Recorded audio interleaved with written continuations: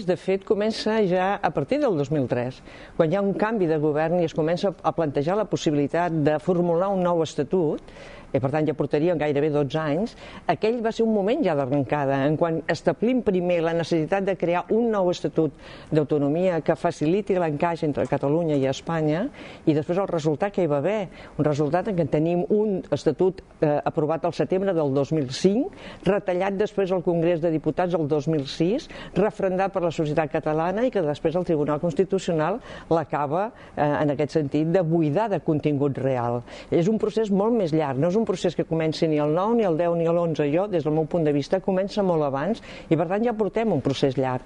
Però tots els processos en aquest sentit, tots els processos d'autodeterminació necessiten temps. Necessiten temps, intel·ligència i serietat. I ara ens trobem en una segona fase, però no, evidentment, en el final del projecte encara.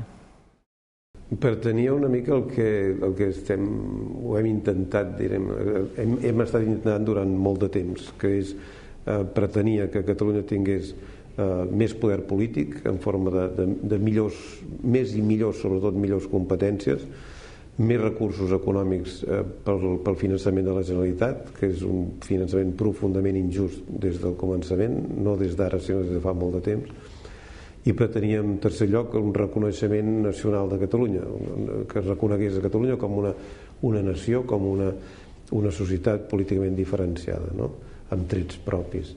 I aquest era l'objectiu de l'Estatut. Després de passar pel Congrés dels Diputats i sobretot després de la sentència del Tribunal Constitucional, cap d'aquests objectius es va aconseguir.